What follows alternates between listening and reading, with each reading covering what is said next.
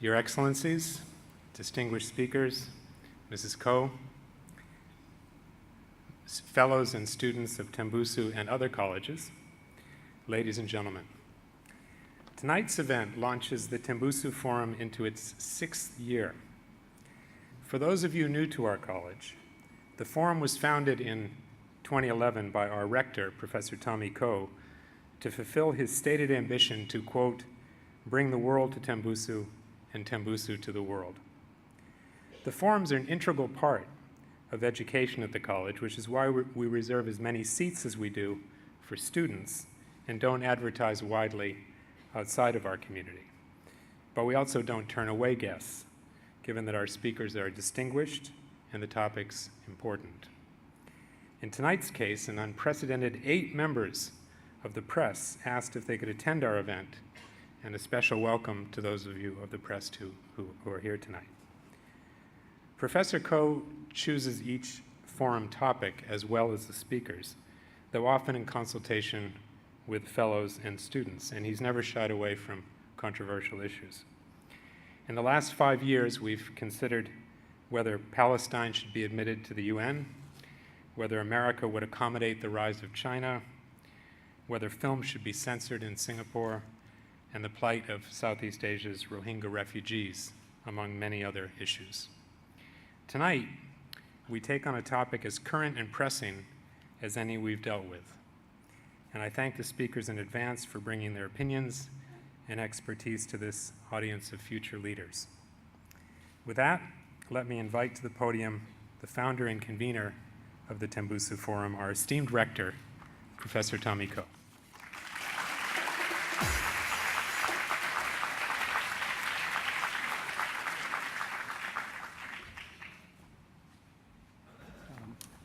Thank you very much, Greg. Today, the 16th of February, is the 9th day of the Lunar New Year. So I would like to begin by wishing everyone a happy Lunar New Year. Second, I'd like to thank Dr. Mohamed Bin Ali, Dr. Jolene Jerard, and Dr. Nazirudin, Muhammad Nasir, for accepting my invitation to speak at the forum this evening. Thank you. Third, I would like to welcome a few special guests to the college and to the forum. And these special guests are, first, the new ambassador of Timor-Leste, Her Excellency Ambassador Adelgisa Magno, Mr. Zainal Abidin Rashid, Singapore's ambassador to Kuwait and our special envoy to the Middle East, Mr. Zulkifli Baharudin, Singapore's ambassador to Kazakhstan and Uzbekistan, and a former nominated member of parliament, Professor Peter Sucklet, the director of the Middle East Institute. Thank you, Peter, for joining us. Dr. Muhammad Ali Adrawi, visiting senior research fellow at the Middle East Institute, Mr. Zakir Hussain, the deputy editor for news of the Straits Times, and other members of the media. I want to ask the media to do me one favor. Of the 3 speakers, one of them, Dr. Nazirudin, has requested that he not be reported. So you can report what Dr. Muhammad Ali and Dr. Jolene Jerard are going to say, both in their presentation and in the Q&A session. But the request of Dr. Nazirudin is not to report him. So I'll be grateful to the media if you would abide by his request. At the end of the evening, you can ask to interview him bilaterally, and if he changes his mind, he will agree to be interviewed. Next, I want to explain that I chose this topic for the forum before the recent terrorist attacks in Paris, in Beirut, and Jakarta. I felt that it is important for us to have a better understanding of the Islamic State of Iraq and Syria, ISIS, because it has been estimated that over 1,000 mostly young Sunni Muslims from Southeast Asia have joined their ranks. And since Singapore is a member of the anti-ISIS coalition, Singapore is obviously a target country.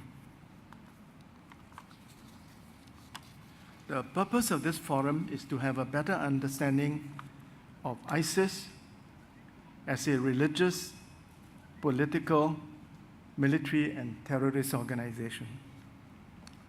The leader of ISIS, Dr. Abu Bakr al-Baghdadi, has proclaimed himself as the new caliph. And we want to have a better understanding of the history of the caliphate and the merit of Dr. al-Baghdadi's claim. We want to understand better why ISIS is able to attract so many young Muslims from all over the world, including our region, to support them.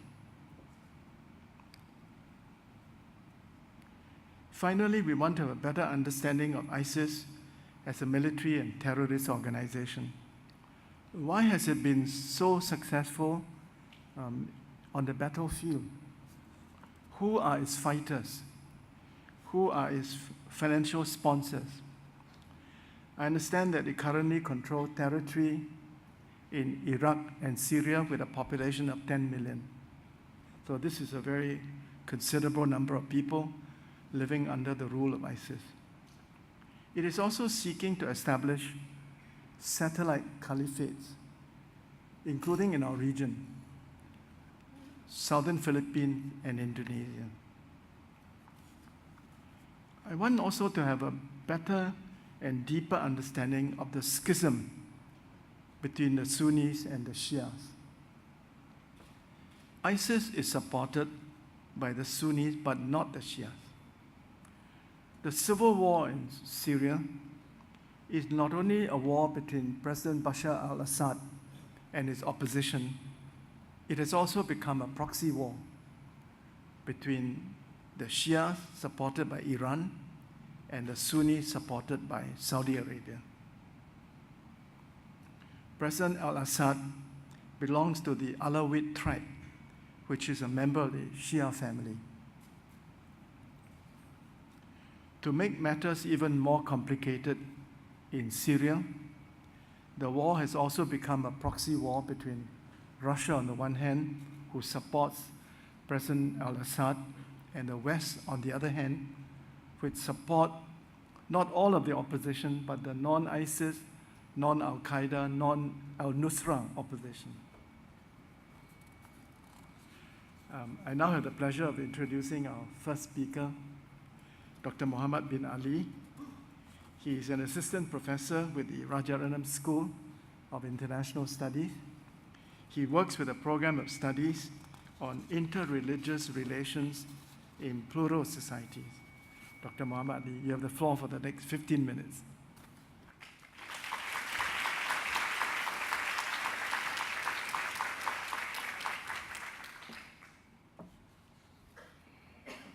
Professor Gregory, Professor Tomiko, respected panelists and distinguished fellow students, ladies and gentlemen, good evening.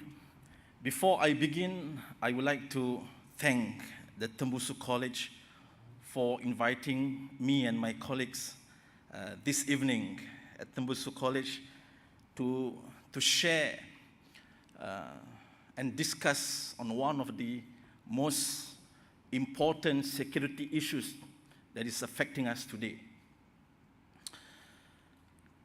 Today, we are living in a very challenging period, a period of great upheaval. Every day, we hear news of the brutalities and atrocities of the terrorist and extremist group ISIS, which is operating in Iraq and Syria.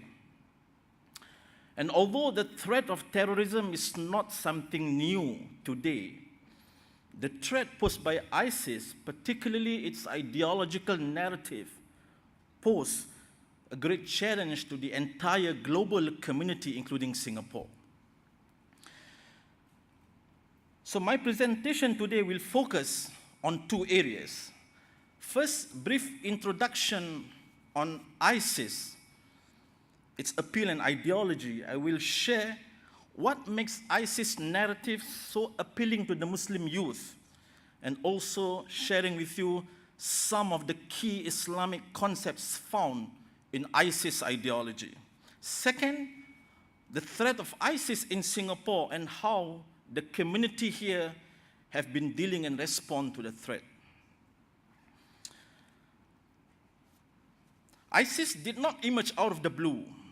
The origin and roots of ISIS could be traced back to the terrorist group that was operating in Iraq, known as the Al-Qaeda in Iraq, or the AQI, which was formerly led by the most famous terrorist in the world, Abu Musab al-Zarqawi.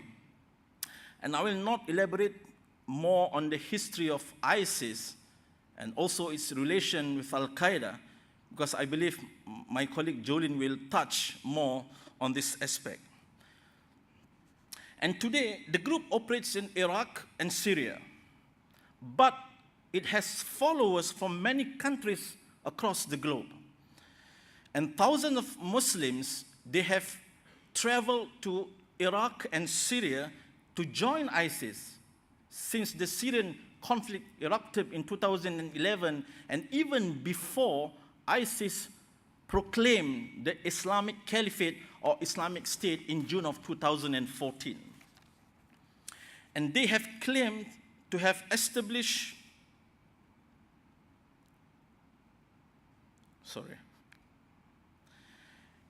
and they have claimed to establish the Caliphate, hence calling themselves Islamic State. And this is a tactic used by ISIS to lend legitimacy to the group and garner support from Muslims everywhere in the name of Islam and also in the spirit of jihad.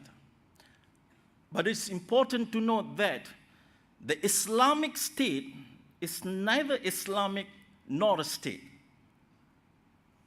And I must emphasize here, contrary to what the ISIS followers and sympathizers claim, ISIS is not an Islamic organization in its conventional form that is recognized by the majority of the Muslim community in the world.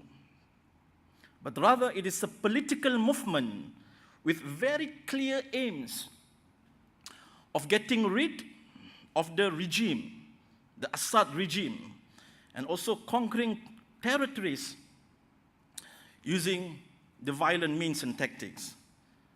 So in essence, we are saying that ISIS is not a religious organization, it's not an Islamic organization, it is a political and a terrorist organization which increasingly poses security threat at the global level. So the strength of ISIS lies not in the physical realm, like territories, weapons, and other resources, but rather in their ability to garner support and sympathy from an increasing pool of global audience through their effective formulation and propagation of their ideology. There are many factors why individuals, why Muslim youth join ISIS. And a study of their profile reveals that individuals who have joined ISIS, they lack sense of identity and belonging, meaning they were individuals who were seeking greater meaning and purpose in their life. And this is also the same case as the JI members in Singapore. There is a kind of a spiritual void and gap that they wanted to fill. But unfortunately, they were introduced into ISIS that promises them the opportunity to become somebody.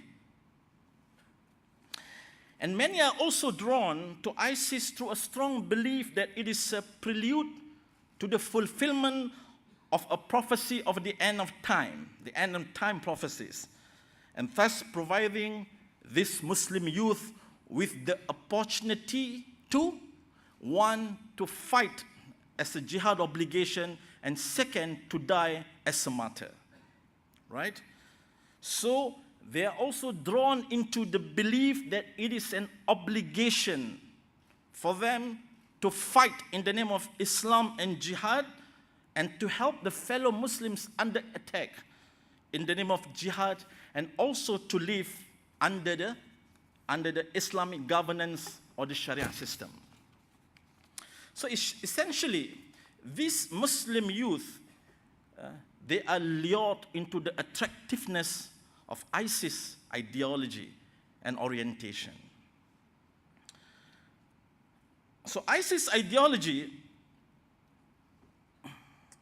an ideology as we know, it is a belief system. It is a belief system, ideas, and perception of others and the world. And this ideology is very important in all extremist and terrorist groups, including ISIS. And their ideology is primarily based on the Islamic and Quranic concepts that have been used for the purposes of legitimacy and recruitment.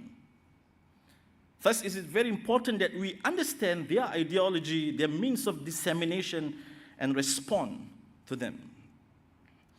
So this slide highlights or illustrates the ideology of ISIS in contrast to the ideology of Al-Qaeda. So if you can see on the left, those in the rectangle boxes, these are Islamic concepts that could be found in Al-Qaeda's ideology. These are religious concepts, Islamic concepts. I do not have the time to explain to you all these concepts. But I would like to highlight that, for example, Al-Qaeda aimed to establish Dawla Islamiyah, or even JI. But today, ISIS have managed to proclaim the Dawla Islamiyah, the Islamic State. And this has enforced, and they emphasize the concept of hijrah, which is migration to the Islamic State that becomes an obligation for all the Muslims. Even though Al-Qaeda talk about hijrah, but followers of Al-Qaeda did not know where to perform the hijrah. And among the other key concepts that could be found in both Al-Qaeda's as well as ISIS ideology are the concept of jihad, and also the concept of loyalty, and this avowal in the Islamic term is known as al-wala wal-bara. And while we can see on the right, familiar concepts used by Al-Qaeda, ISIS also use other narrative. For example, they attempt to revive the institution of slavery, and also the notions of black banners, for example, end-time prophecies. These are the concepts that you cannot find in Al-Qaeda's ideology, but you can find in ISIS ideology. So it is important that we understand, number one, these ideologies, how they have been used in the organization, and also how it has been disseminated to the Muslim youth.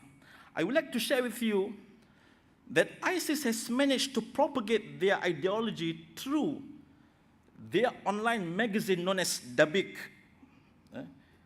Their ideology has infected the global community, especially through this online magazine, which was first published in July of 2014, right?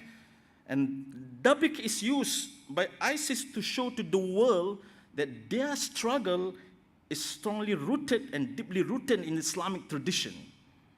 And through this platform, ISIS sends message of hatred and hostilities to the West, non-Muslims and Muslims alike. And here are examples of the online magazine for Dabiq. And just to illustrate to all of you the clever use of words in this magazine, and the fact that they highlight, for example, hijrah, I've mentioned earlier, khilafah, which is caliphate, and also taking some examples from the prophets to highlight their legitimacy. Now let us look at ISIS in Singapore. Do we have ISIS members in Singapore?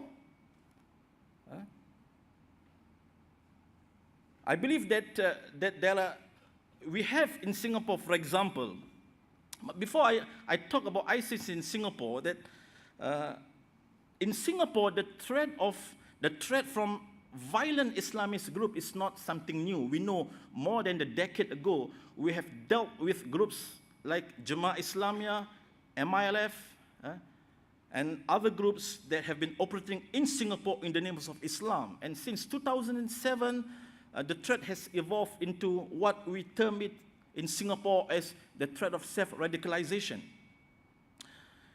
And Singapore is not immune from ISIS threat, because we have seen, for example, last year, several arrests has been made on individuals and youth who have been influenced by ISIS ideology. And many of these youth, they have been influenced online. And how do we deal with the threat here in Singapore? As it is stated earlier, it is critical that we focus on countering and curbing ISIS propaganda in Singapore, because our target here is to prevent and reduce youth radicalization. That is our target. And in Singapore, we are very fortunate because there are collaborative efforts by the community here to develop terrorist rehabilitation program as well as counter-extremism programs. And these programs aim at informing the public of the dangers of ISIS ideology, and also to be vigilant. And these are some examples of the efforts that have been undertaken by the community, especially the Religious Rehabilitation Group, or the RRG, in curbing ISIS ideology. For example, in 2014, the RRG, they have initiated and come up with a booklet to debunk ISIS caliphate, and have also introduced, since last year, the helpline should members of the public and the community needs to get clarification and explanation of ISIS ideology and also on religious extremism.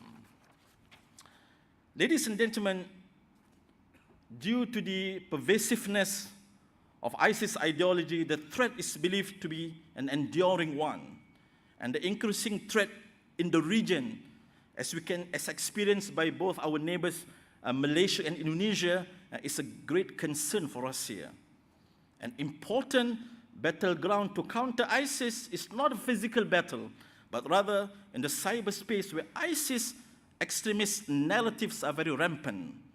In this regards, youth, they have a critical role to play because they are nearer in the age group to the target group and are more media savvy. And we need to continue with our preventive efforts on the ground. And personally, for me, having been involved in rehabilitation work, I believe prevention before radicalization is better than rehabilitation after indoctrination. And this is because once the ideology is deeply rooted in the mind, it is an uphill task to remove and place it. And finally, everyone has a role to play. And Singapore has been seen as a model for countering extremism where all the communities come together for a common objective. Thank you very much.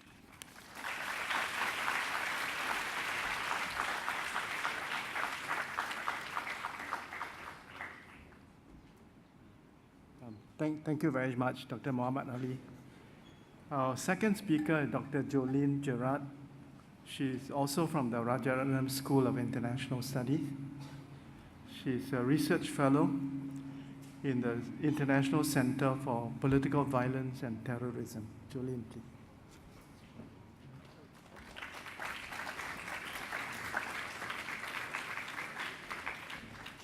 A very good evening, everyone. First and foremost, let me extend my gratitude and thanks to the Tembusu College, as well as Professor Tommy Koh, distinguished guest here, as well as my distinguished panelists and speakers. My presentation today will cover a few areas, predominantly looking at the dominant threats and trends that we see with IS and the Islamic State. But before I start, let me give you a quick anecdote. When I first started my research in these areas, in 2009, I was in the north of Iraq. And while I was in the north of Iraq at that point in time, as part of my research, a few of the individuals that I had interviewed at that point in time included members from Al-Qaeda in Iraq. At that point in time, when I asked the AQI member, Al-Qaeda in Iraq member, why he did what he did, because that's essentially what we're trying to understand. Why are they radicalized? Why do they engage in violent acts of terrorism? Why are they ultimately radicalized and mobilized into action? At that point in time, his answer startled me. I said, give me something that I can take back. Give me something that will help me understand what you do and why you do it. And he was quite quick, and he said, I do it for God, I do it for family, and I do it for country. So I said, you don't have a country at that point in time, right? So certainly, when we're looking at this evolution of the threats and trends, when we look at this genealogy of the Islamic State, the so-called group, right, of the Khilafah, one of the key things that we have to recognize is the history of the group that began with Zarqawi. Okay? Zarqawi was jailed in a Jordanian prison for more than 15 years, extremely violent in his conceptualization of how he wanted to engage with and join with later on Al-Qaeda. When he, throughout the years, if you look at this genealogy table there, as it's flashed out on the screen, you saw this group evolve from its initial years when it was based in Afghanistan in the aftermath of 9/11, when it lifted up its ranks and because of security and law enforcement, then moved on to the north of Iraq, founded a group there, changed its name once more, right? And then joined hands with Al-Qaeda in approximately 2004 to 2006. When you saw this merger happening, that's when they had called themselves Al-Qaeda in the land of the two rivers. You see that transitioning notion of its roots and rootedness in an ideology of a man who sort of embraced notions of Al-Qaeda ideology. And this is something we will address quite quickly in the next few slides of the presentation. If you see this movement up to 2014, when Abu Bakr al-Baghdadi said, this is the Khilafah, this is the Caliphate, changing the notion of much of the groups within this region. And that's one of the main reasons you would see a lot of people coalescing with the groups there, wanting to go and do that migration, the hijrah, to do the migration and join with the Islamic State. For many years, many of the groups within this region in Southeast Asia, most of them, if not all of them, aspired for a notion of the Caliphate. In some rhyme or fashion, they aspired for this notion. In 2014, when in the mosque in Mosul, Baghdadi said, this is the Caliphate, what he had shifted certainly was the notion that this utopia, which was envisioned in the past, for much of what he was trying to put forth, the utopia for many of them within this region and outside, has become a reality. And as such, the revival in the surge of ambition, the surge in which they are wanting, certainly, even within this region, to move, and if not, move to the Islamic State, but if not, coalesce and take their oath of allegiance to Baghdadi. The sheer numbers of groups within this region, certainly, that has either taken that oath of allegiance to Baghdadi or declared their support for the Islamic State is certainly increasing, right? If you see the sheer numbers on screen. This has led to one thing, certainly. What does it say about the Islamic State's trail of terror, right? What does it then say in terms of dominant threats and trends and the challenges that will follow, as well as an envisioned common direction that governments are aspiring to move towards? It's hard to not talk, certainly, about the most recent attacks within this region, because it alludes to a fact of an ongoing radicalization within Southeast Asia as well. On the 14th of January, the devastation that rocked Jakarta in the central business districts area of Jalan Tamrin, which is almost like a CBD area if you think about Singapore, right? If you look at it, with mostly you saw 2 suicide attackers, 2 suicide bombers, both approximately 25 and a half to 26-year-olds, right? Very young. The other 2 shooters, who were later killed by their own bomb devices as they were engaged in a gunfight with the police and law enforcement, resulted in them killing themselves. In the aftermath of the attack, the Islamic State then claimed that they did the attack, calling its members Junud al-Khalifa, the soldiers of the caliphate, right? The statement was issued within a few hours, under 24 hours, right, of which the attacks took place. The statement came out using a Telegram messenger app, right? So certainly the use of the social media has been an increasingly important area which we're looking at in terms of developing counter-narrative strategies as well as counter-terrorism strategies moving forward. So what are these dominant trends that we're seeing? The first trend, certainly, as alluded to by my colleague Ustaz Mohamed as well, the first trend is recruitment and radicalization through the social media. One of the things that we need to also comprehend and understand, it's not that the Islamic State or ISIS has renewed it. It's not a new idea that they had of using the social media. Al-Qaeda had used the social media in the past, using magazines that they had, such as Inspire, right? An English language magazine online, went viral, in part because it was in the English language and able to reach out to a vast target audience. Today, through the social media arms such as Al-Furqan and Al-Hayat. Al-Hayat means life, not very life-giving, right, in terms of what it is projecting and professing, certainly, right? If you look at the news and media productions that they have, Dabiq, the strategic use of language, the strategic use of color is very important in terms of their media strategy. If you think back about the ideas in terms of Abu Ghraib, for example, the images of Abu Ghraib, right? Today, the Islamic State's use of propaganda machinery involves, if you see at the top there, the image there at the top, most of those individuals who are caught or beheaded in these videos, they're often wearing an orange garb, right? It's in memory of what has happened to them, as in it's a messaging strategy, a calculated messaging strategy, in remembrance almost of what had happened in Abu Ghraib, for example. The use of the word Dabiq as its magazine that pushes out ideological material. Dabiq being, of course, they try and trace it back to religion as well, right? So Dabiq being the final area where the major battle will take place. The Islamic State News Report, Islamic State News, deals with predominantly tactical successes that they envision that ISIS does. All this is then thrown out to the social media realm very quickly through channels that they have. I'll give you a couple of snapshots of what this machinery sort of looks like, including a book that they've come out with, e-journals. As part of academia, e-journals are fascinating, but they are also quick to push these out. This came out in 2015, giving an idea of what the Islamic State is, right? And also summarized translation of what it takes to be a lone wolf. Things like that go out, and these are documents that then are circulating. What's quite interesting is this. At the start, in about 2014, much of the literature, certainly much of the discourse, pointed to the fact that Al-Qaeda and ISIS were at opposing ends, where Al-Qaeda sort of disavowed ISIS, saying that, number one, you're too brutal. The brutality, there are several areas that Al-Qaeda and ISIS certainly differ, right? My colleague pointed out a few from the ideological realm.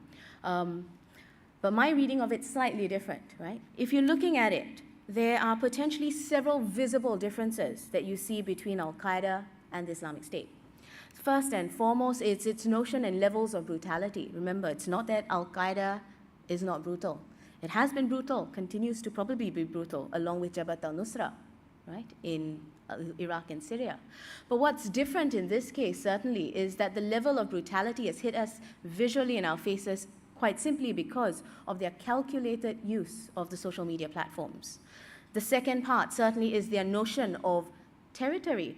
When Baghdadi claimed that this is the Islamic State in Iraq and Syria, the territorial land space.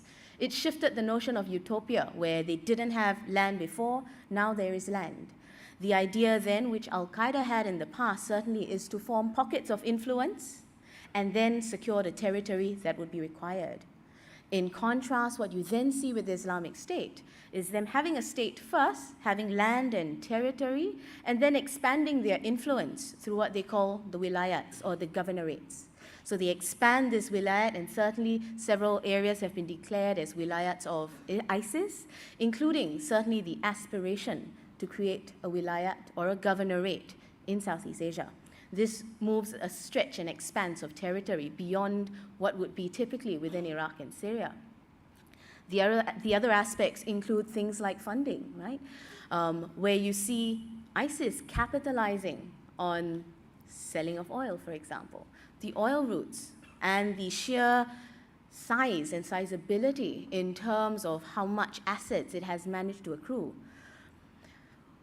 A private sector firm doing the number crunch pointed to approximately $3 trillion in assets, far surpassing many groups in the past. Other aspects certainly include the notion that ISIS is creating a system. I remember in one of my engagements, and one of some of my fieldwork that I've done has taken me to the region, and one of the ISIS members, this individual had taken his oath of allegiance to Baghdadi. I had asked him, what are your thoughts about IS, the organization? And during the course of that interview, he looked at me and said, IS is not an organization, it is a state. We have structure, we have money and the dinar, we have a global network of warriors willing to fight. That is the conceptualization that they have. These visible differences, sometimes when we question in terms of whether Al-Qaeda and ISIS are in opposition, then leads us to another question. This came out in early 2016, okay? The notion of them trying to draw lineage, the idea of the Khilafah, the idea of leadership, drawing lineage from the Holy Book or the Quran. But this is interesting. This came out in 2016, right, recently. And with that, ISIS then tries to draw lineage from Al-Qaeda, beginning with the notion of how Al-Qaeda became the Islamic State. What Al-Qaeda had started, IS then continues, and that is the messaging strategy. And you see that also with the sort of textbooks that IS has since produced in trying to build within the Islamic State and Syria with the youth movements there, right? So they try and build cubs of the caliphate, the next generation there, with the training camps in Iraq and Syria. And you see the type of books and materials that they have produced. Certainly quite rooted in aspects that some of which we can discuss also with my colleagues here, right? The second trend, certainly, what we're worried about also, is this very loose network of operatives. Why is this interesting yet important? In the past, with Al-Qaeda and JI, extremely hierarchical in nature. Today, this loose network of operatives include individuals who had gone on to conduct the attacks in Jakarta, for example. This was the message that came out from the leadership there, right? This came out from ISIS by a guy called Bahrum Naim, right? And in it, he said, move forward, lone wolves of Southeast Asia, right? The notion of lone wolves, certainly very different because they still take instructions from ISIS Central. But this devolved nature, yet centralized in ideology and centralized in them looking towards leadership, is important. Certainly the next aspect would be the foreign fighter returnees and recidivists, something that governments internationally, including within the region, are particularly concerned about, especially when you look at within the region of training camps for Southeast Asians there, and there are many training camps of this nature there as well. Two challenges that follow. The two challenges include, first and foremost, the first challenge for the coalition against the Islamic State.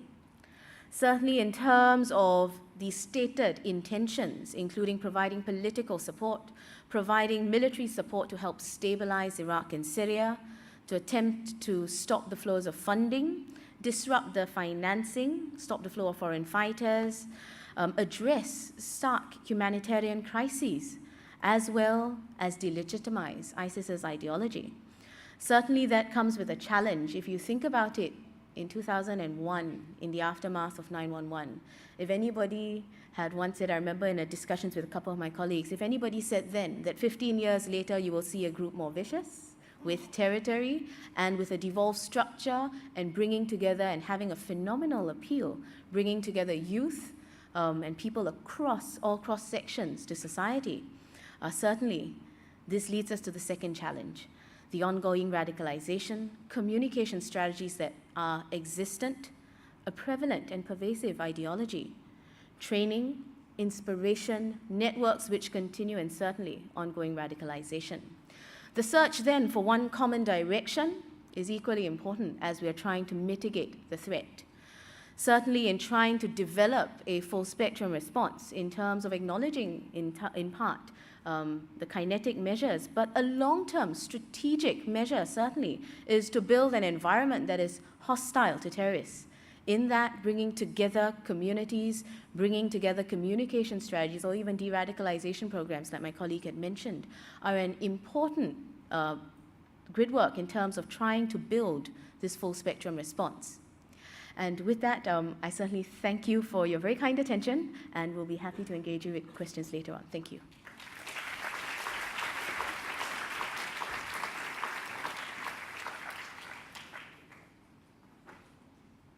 It now gives me great pleasure to call on our third speaker, Dr. Nazirudin Muhammad Nasir. He is the Deputy Director of the Mufti's Office in the Islamic Religious Council of Singapore, MUIS. Dr. Nazirudin.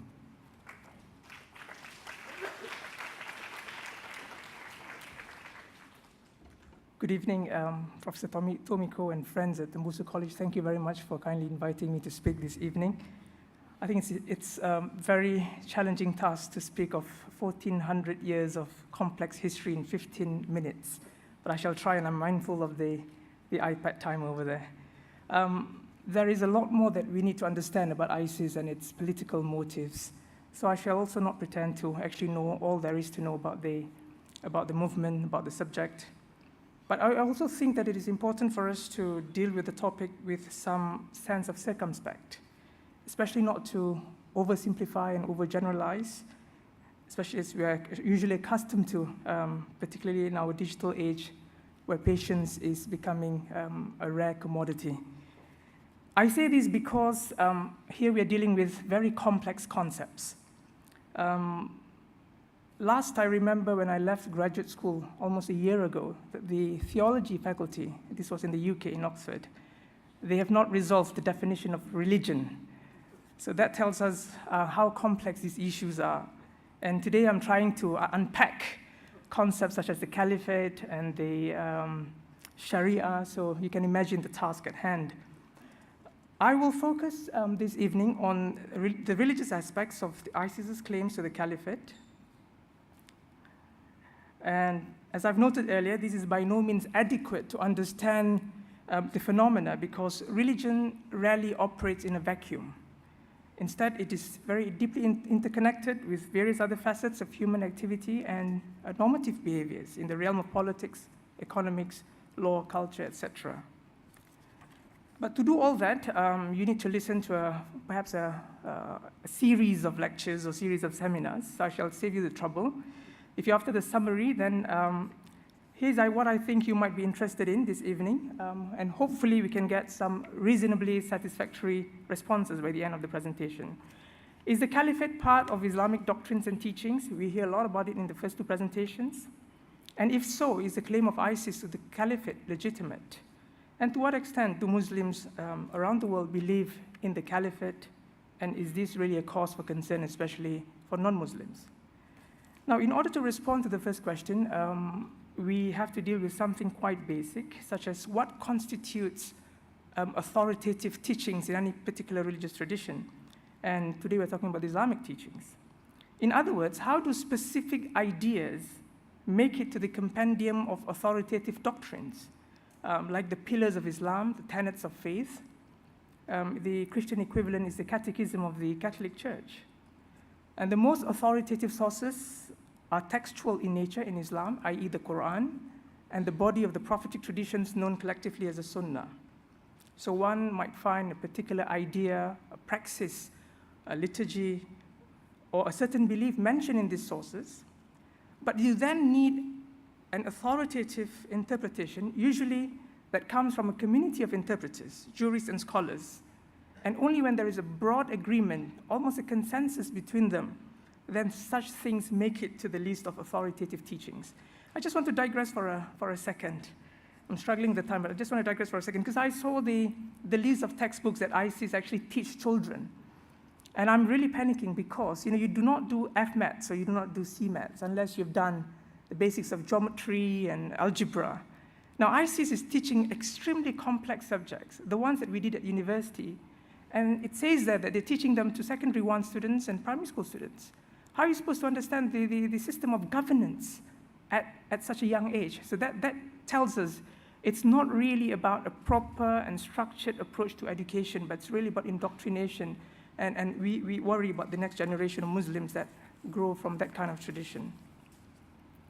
So try to bear this in mind when you read what the leader of ISIS, al-Baghdadi, said when he announced the caliphate. I'm sure we have seen this image many times on our TV screens and on our monitors in the summer of 2014, the holy month of Ramadan, in which al-Baghdadi delivered a sermon in a mosque in Mosul, Iraq. I've highlighted the points that are quite important for us for the purpose of this presentation. It was in this sermon and also in the first issue of Dabiq, which was presented as well earlier, that the caliphate was announced, or his caliphate was announced. And note the couple of things that he said, that the caliphate and the inauguration of the imam are religious duties, the purpose of which is to implement God's law, which cannot be accomplished except through force and power. And al-Baghdadi, very cleverly indeed, also used the words of the first caliph in Islam, the first successor to the Prophet, Abu Bakr as-Siddiq, again uncannily sharing the same name. When he took over the Prophet in the leadership of the fledgling Muslim community over 1400 years ago, that's the last 2 lines in the al-Baghdadi sermon on the slide. So what is he really attempting to do? He's trying to reconnect Muslims with a distant past, often painted as glorious and utopian, but which only until now existed in the annals of Muslim history.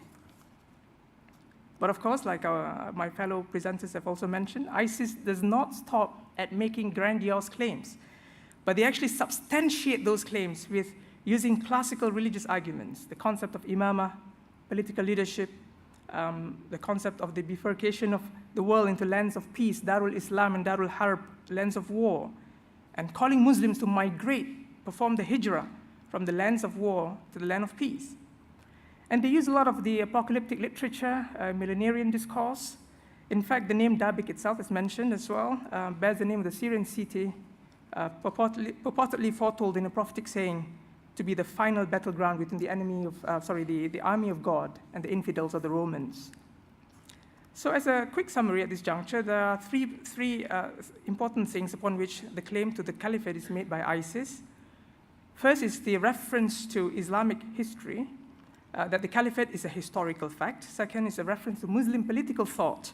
So they use all these concepts, these big concepts of imamah, the bay'ah allegiance, Darul Islam, Darul Harb, as well as hijrah migration.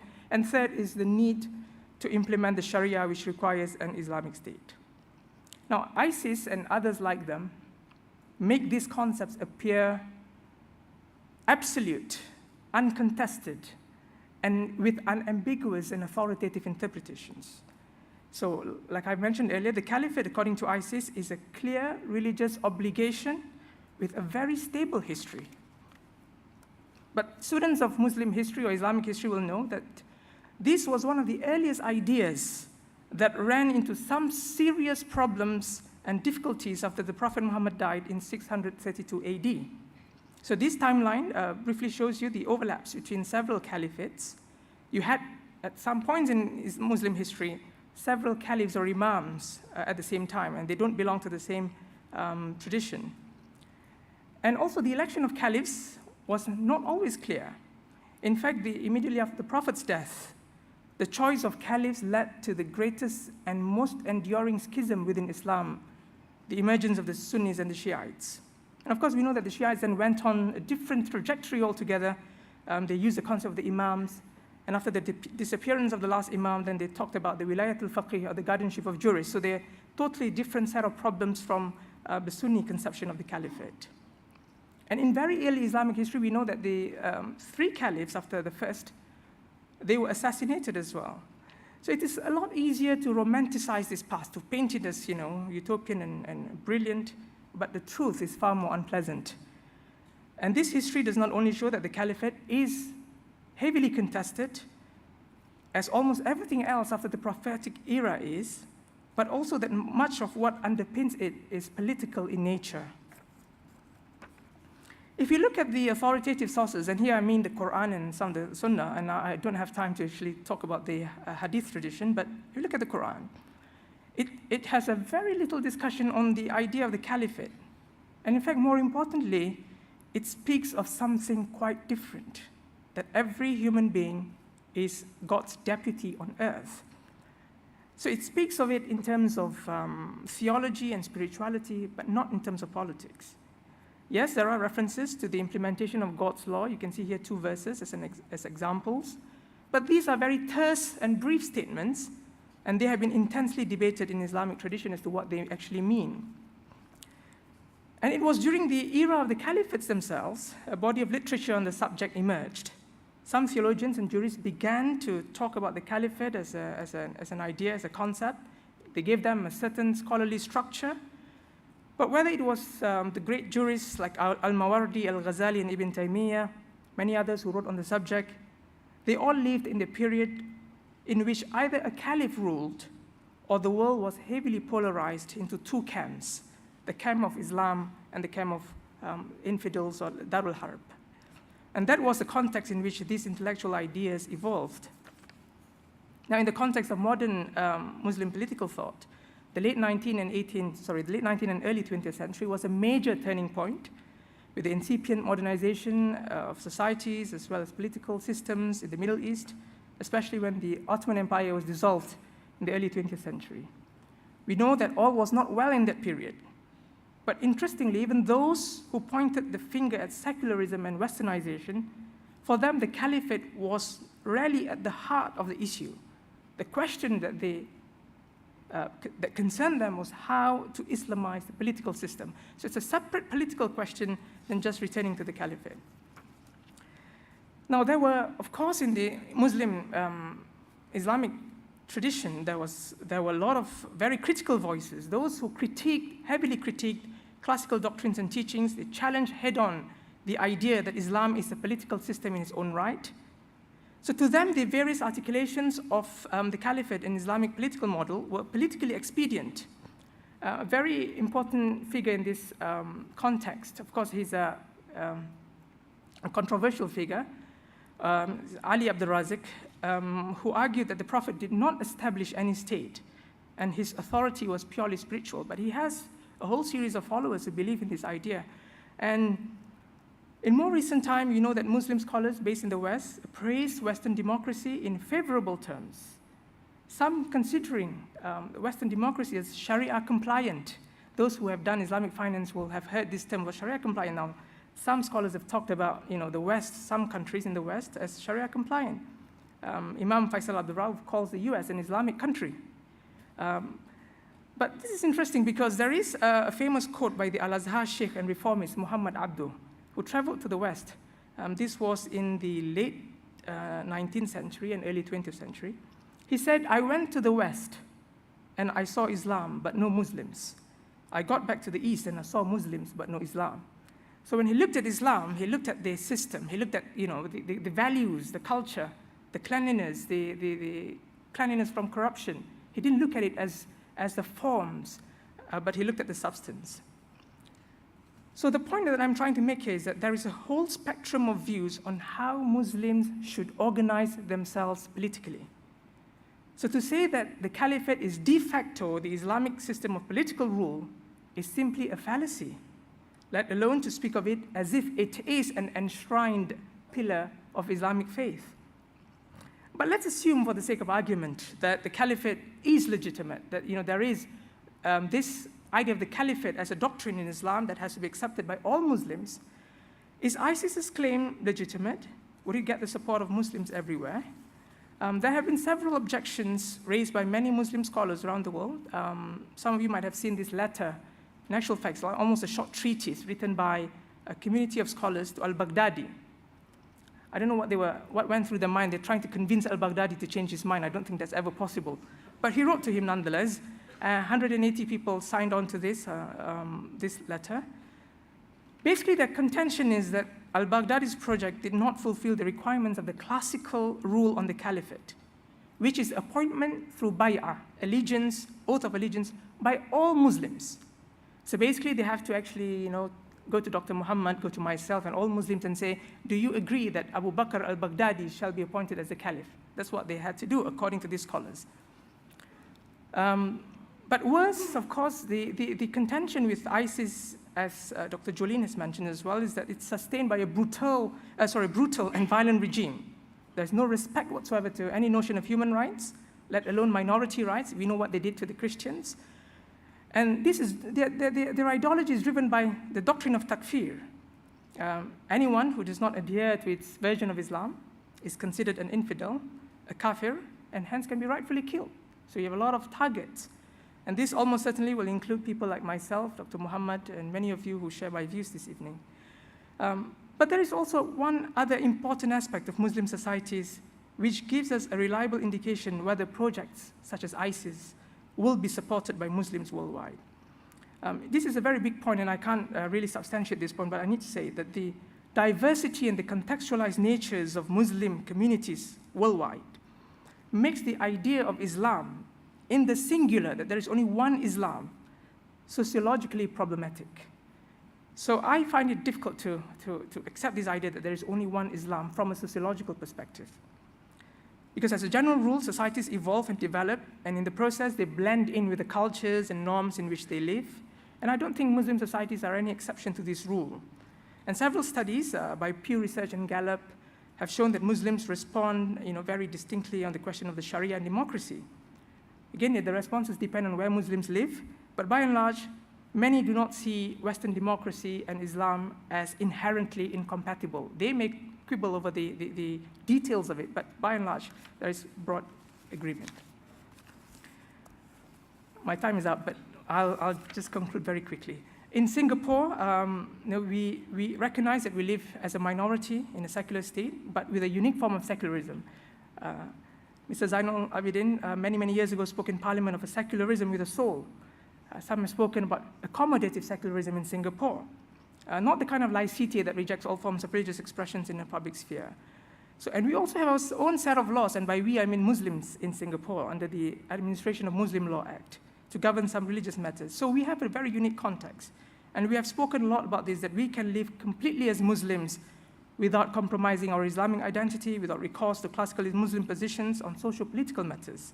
In other words, living in Singapore is compatible with a progressive form of Islam. And this is the kind of messages that we continue to educate our community, as Dr. Muhammad had mentioned in his speech as well. So in conclusion, the idea of the caliphate has its origins in Muslim political life, but it is not an unproblematic idea. However, in a climate of uncertainty and chaos, lawlessness, failure of political projects, social alienation, and economic deprivation, it can turn into a potent political instrument that can appeal because of its religious dimension and because of the hope that it engenders. So because of all these, the need for the international community to help and support Muslim communities around the world, especially those that are suffering from such problems, is an urgent need. The right religious response is imperative, but on its own is not adequate. Thank you very much.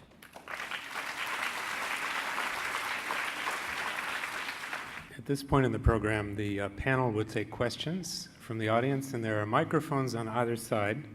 And we ask you, when you approach the microphone, to first tell us who you are and what your affiliation is, and then ask your question. Thank you. Thank you, Greg. Before I call on the students, I wonder whether any of my special guests this evening wishes to say something or to ask a question. Professor Snugglet, and then Dr. Adrawi. You first.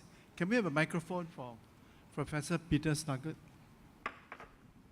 Well, I listened to this with great interest, but also, I'm afraid, with a certain degree of disappointment. The first thing is that no one mentions the word Wahhabi, which is the clue to all this religious extremism. Sunni religious extremism comes from Wahhabism, comes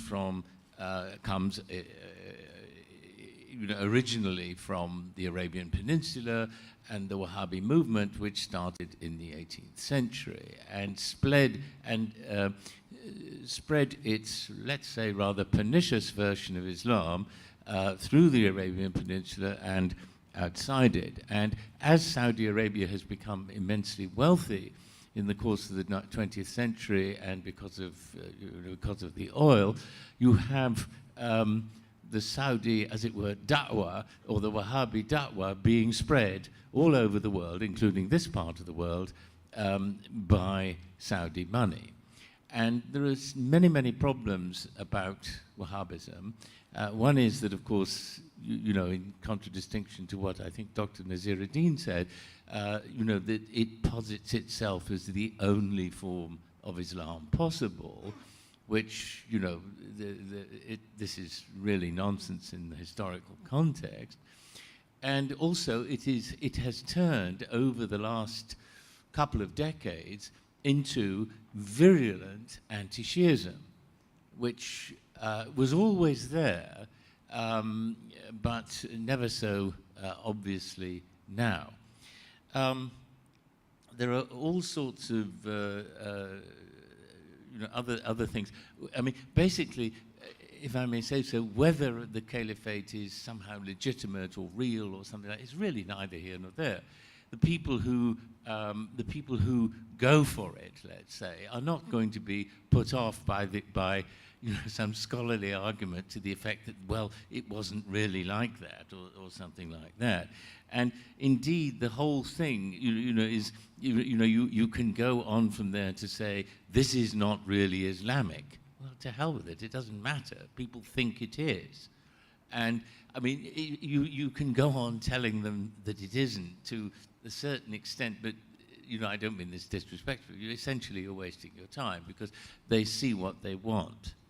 And the only thing that seems to me to be really important, I mean, obviously in the Singaporean context, which I'm not qualified to talk about, I mean, it is clearly very important to make sure that these doctrines are not widespread here and that people, are de-radicalized if at all possible. But the far more important thing is to try to think about what to do after you've defeated Islamic State. Thank you. Thank you, Peter. Shall I ask another question before I give you the floor? Dr. Mohamed Ali Adrawi. Yes, thanks very much for these three very thought-provoking presentations. So it's very useful, to learn from people, who question themselves about ISIS and more generally speaking about jihadism. So I will have 2 or 3 comments, very brief comments. The first one is in terms of how to understand ISIS. You have raised many very important points, but I think we tend to, the whole of us, I mean, we tend to forget something which is the part of strategy. When you talk about ISIS, I like to, one of the explanation, according to me at least, has to do with, I would say, the ISIS business model, success model, I would say, and you have mentioned it, which means that, for example, it has to do with the symbols and history and the caliphate and so on, because as long as ISIS is victorious, it's a success. I mean, as long as ISIS wins battles, defeats Assad or seems to be defeating Assad or any other regime, you cannot fight ISIS. I mean, success creates success. So if you see yourself as a caliph or wannabe caliph, as long as you are victorious on the ground, it's extremely difficult to challenge your authority because you give the impression that you are succeeding. So that brings me to the second point, which is, is it really relevant, to say that we can fight ideology with ideology? And it has to do with what Peter said. I'm not that sure, actually, that we can, or some anti-radical Islam discourses feed radical Islam. That's the point. I'm not that sure. Of course, I think that imams, I think that religious philosophers, thinkers, they have a role to play. But I'm not sure that by promoting a major counter ideology, we will be successful, because what we have to deal with is sociology and political sociology, first of all, because some societies are not inclusive enough. I mean, in Europe, I mean in the Arab world, I mean maybe in Southeastern Asia, and so on and so on. Which means that some people, they feel they have to join ISIS. That's the real reason, the first factor to try to deal with. And thank you very much again, and thanks for your answers. Thank you. I think maybe at this point I'll give the three panelists a chance to respond. Who wants to go first? Nazirudin, do you want to respond? Why had none of you referred to Wahhabism and to the role of Saudi Arabia in the evolution of the ISIS ideology? And Muhammad Ali's point is that ISIS is succeeding on the ground. It's winning battles, conquering territory. So unless you can defeat them, you can't defeat the idea of the caliphate. You know. Well, let me try. Yeah, let me try. Thanks, Professor Peter. I think I agree with you that there is no point talking to them. In fact, the idea and the intent is not to talk to them, but to talk to the others who, especially as mentioned earlier, with the intensive use of social media, some of them are becoming increasingly persuaded by ISIS's ideology. So it's important for us to basically contest their versions and interpretations of some of these concepts to make sure that they do not gain the upper hand. Now, on the question of Wahhabism, I did mention in the beginning of my presentation that I think we ought to, in my view is that we ought to be careful of not over-generalizing things. Again, how do you define Wahhabism? If we define it by anyone who has studied in Medina, Islamic University of Medina in Saudi Arabia, which is one of the seats of learning in a Wahhabi land, if you like. Do they come back? And if they hold on to certain theological positions, do we call them Wahhabis? Now, this is a very big sociological and theological debate. We have friends and we have graduates of those universities who do not come anywhere near the ideology of ISIS. So I think those distinctions ought to be made, and that's why within a 15-minute presentation, I think I would not want to enter into the polemics of the intra distinctions within the Islamic faith, whether it is the Wahhabis or the Salafis or the Salafi jihadis. It's because if you start talking about that and start taking a different trajectory, and that requires a lot of sociological explanation and categories. But I do agree with you that some of these doctrines are more rooted in Wahhabi Islam than in other forms of Islam. There is merit to the idea, but I just wanted to, at least for my part of the presentation, to exercise a bit more caution in terms of not generalizing certain things. Jolene? Okay. I will primarily perhaps deal with, I think, a question that Dr. Muhammad Ali had raised in terms of the business strategy of the Islamic State.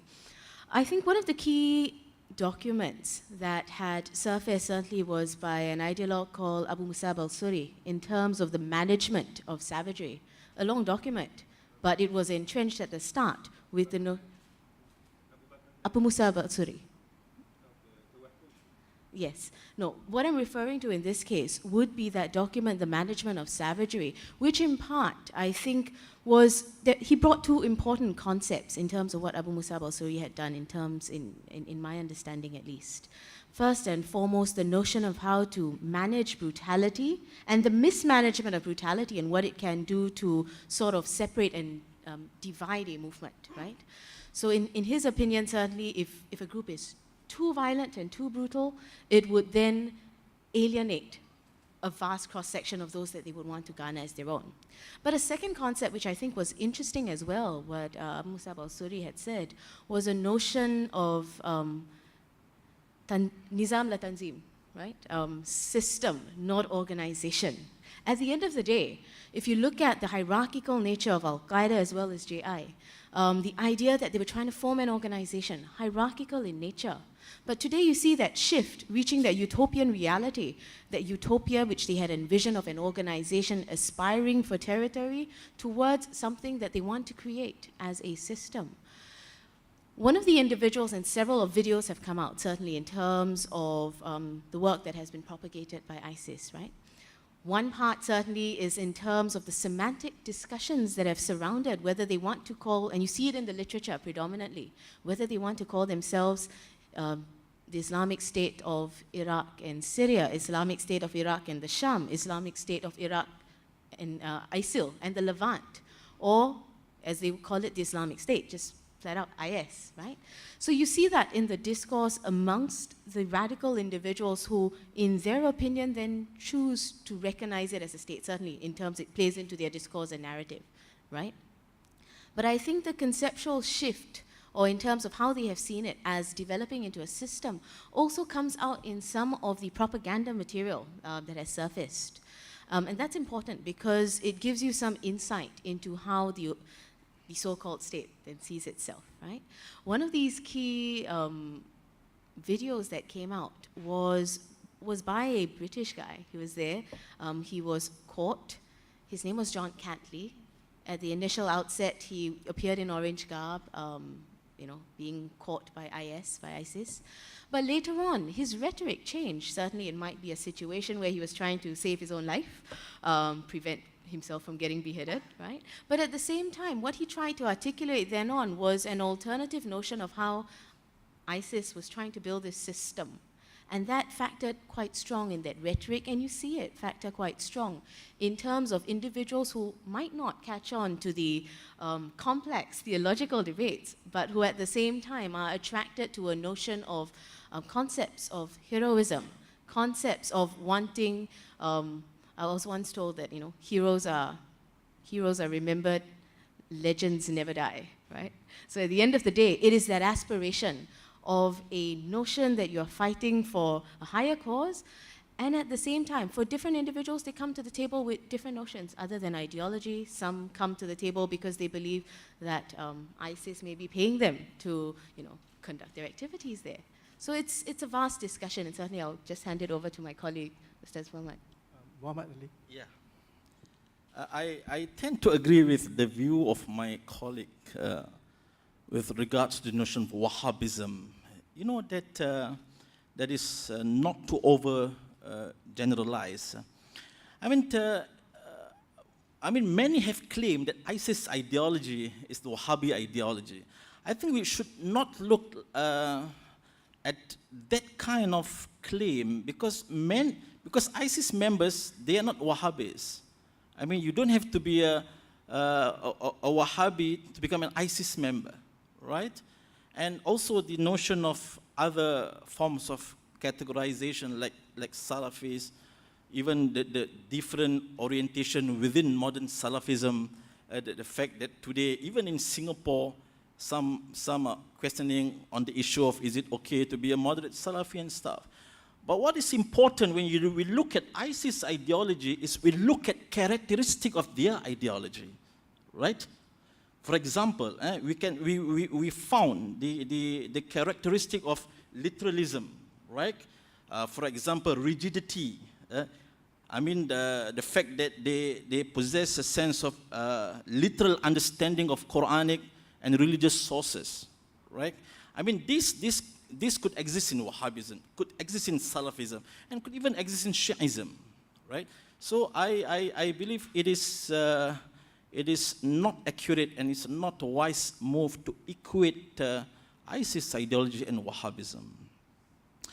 And the second, if I could respond to Dr. Ali's notion on, even if we cannot fight ISIS on the ground, we cannot fight ISIS ideology. I think what is important is for us not to fight ISIS ideology, but to deal with individuals, even in Singapore, who believe in the notion of what has been shared by Dr. Nazirudin, for example, the caliphate. Because, for example, in Singapore, there are several of groups that we are dealing with one, ISIS supporters, and if there are, they will be, apprehended by the authorities. Second, we can see that people who are sympathizers of ISIS, right, they believe in what ISIS believe. But there is a third group of individuals, they might not believe or they might not agree with the brutalities of ISIS, right? They do not agree. They are against ISIS brutalities, but they believe in the establishment of an Islamic governance in Singapore. I think that is what we are trying to fight. Not only ISIS ideology, but individuals who possess such ideas. Thank you.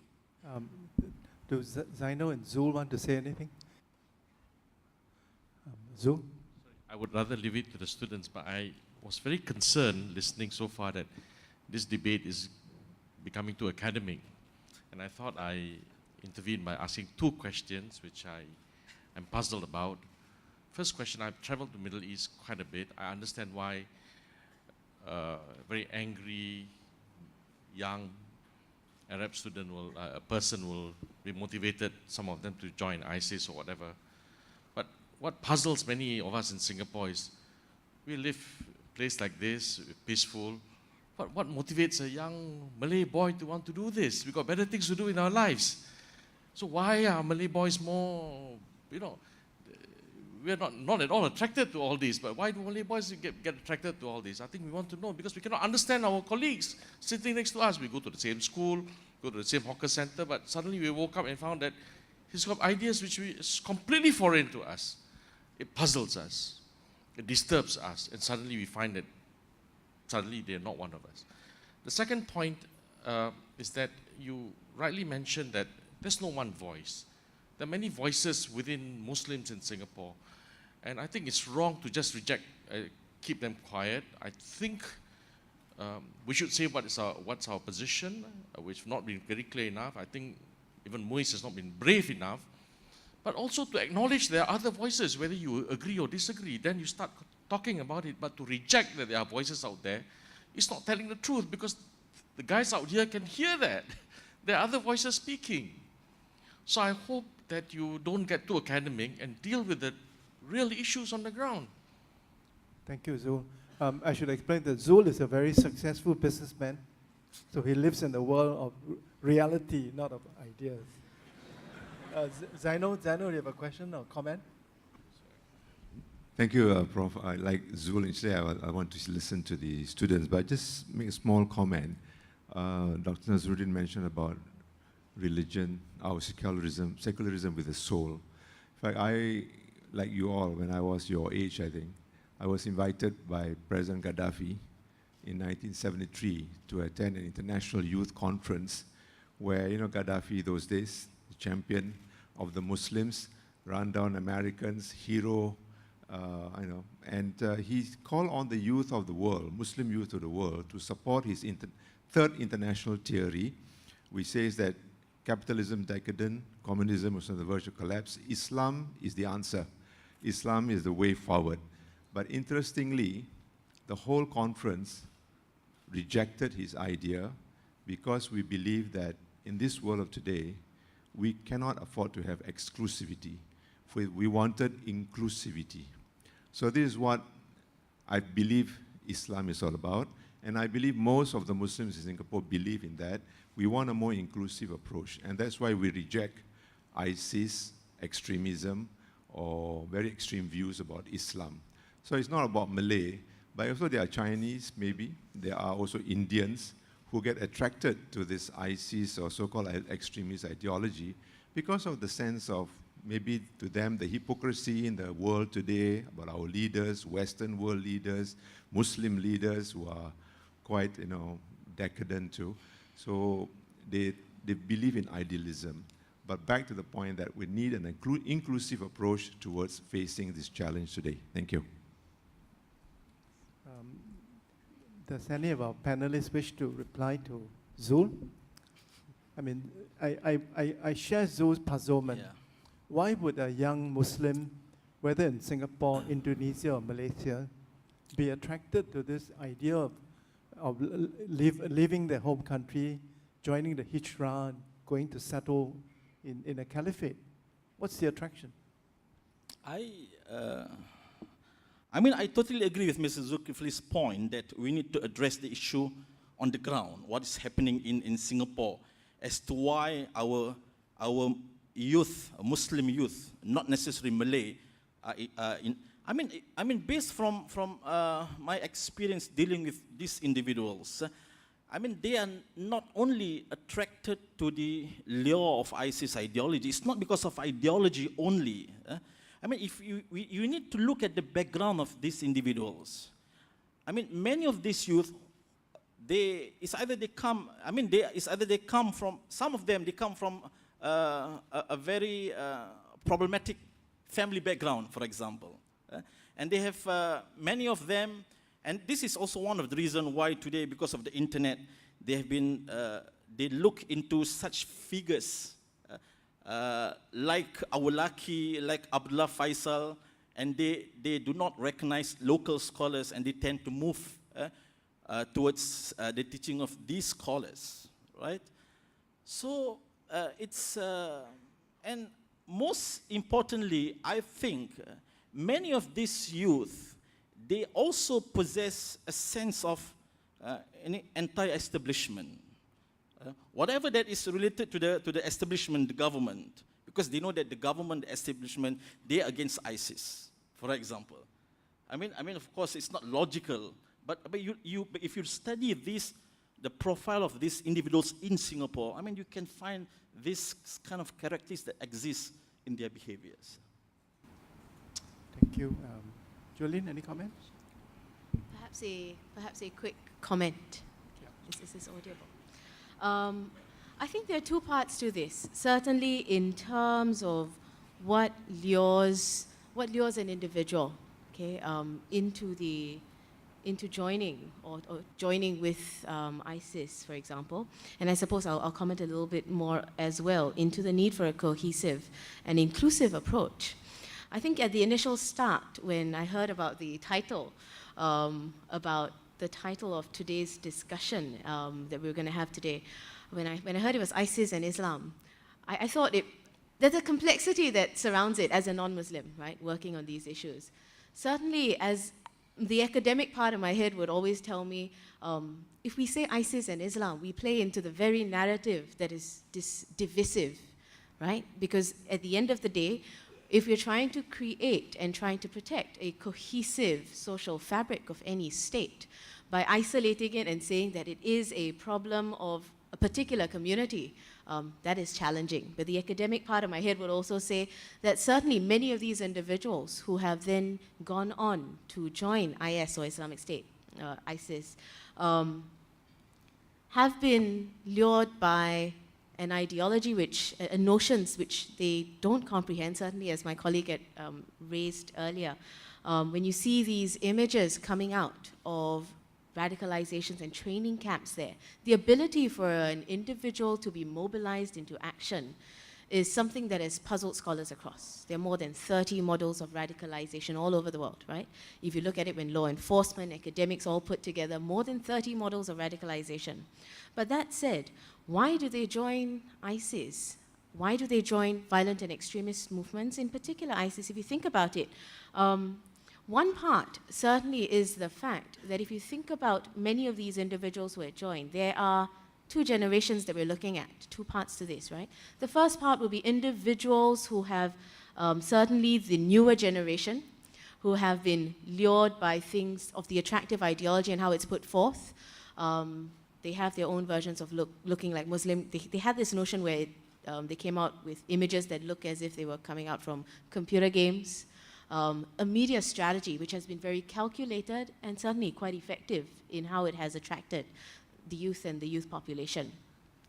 The other part certainly stems from the fact that several of those who had also joined ISIS came from families of individuals whose fathers and parents were part of JI or Al-Qaeda or several extremist groups, especially from within the region, right?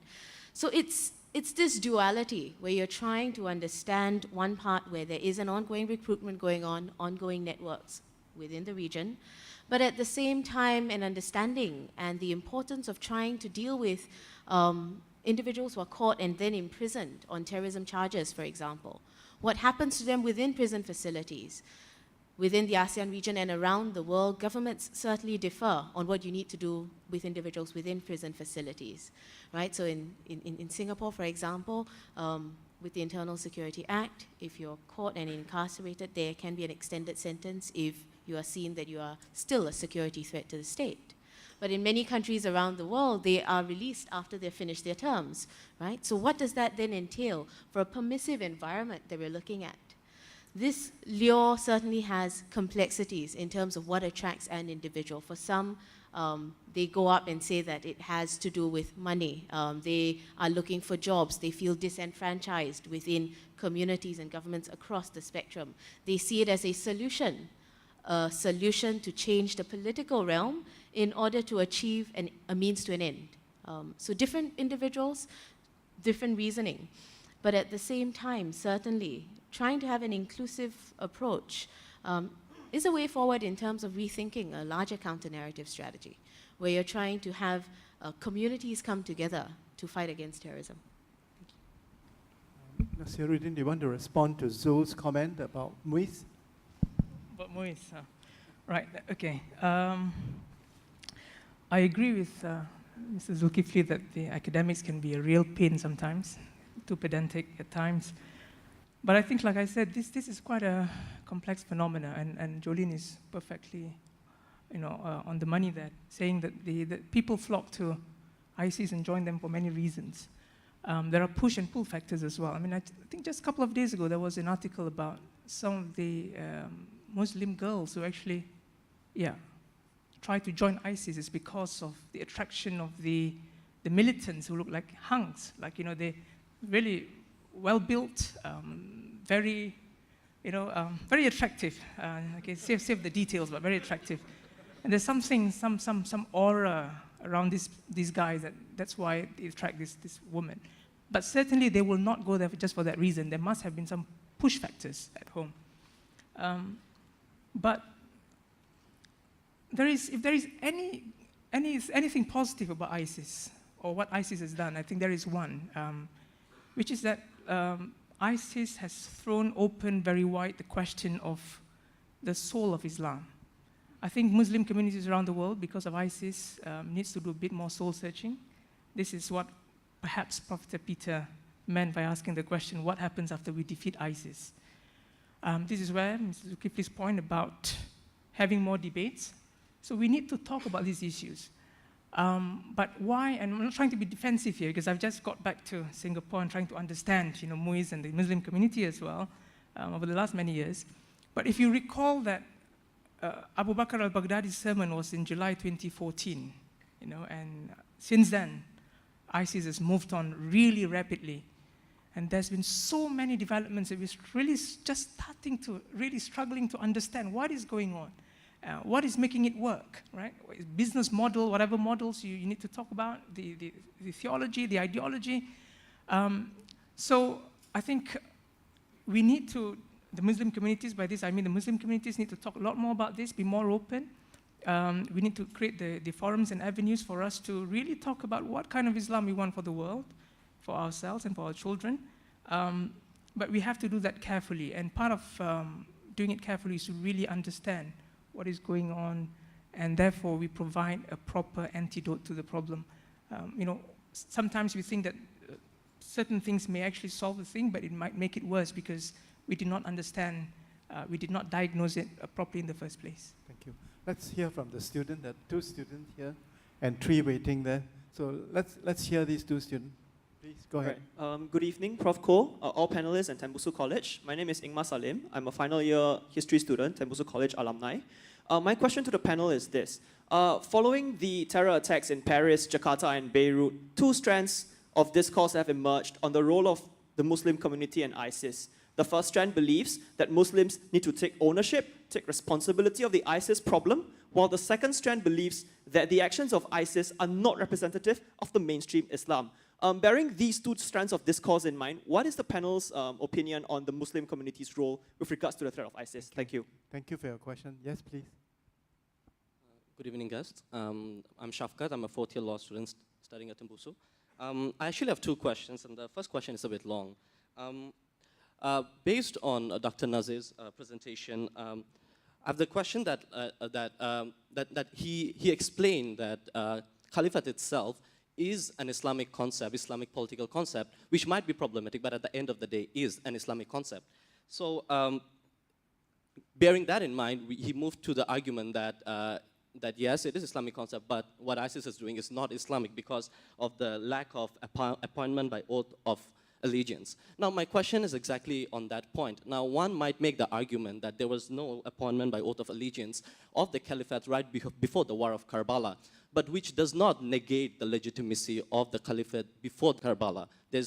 I highly doubt there's any historian actually negating the legitimacy of that caliphate. So my question is the lack of appointment by allegiance a necessary factor for the legitimacy of caliphate? Was Islamic caliphate actually ever a majoritarian concept or a democratic concept? And does Islam actually change with modern Western liberal notions of democracy? Or should we see Islam in a new light and maybe talk about reforms if necessary? And my second question is about the dealing with terrorism as a global discourse. Now, I was reading an article which said that there are two ways ISIS recruits the young generation.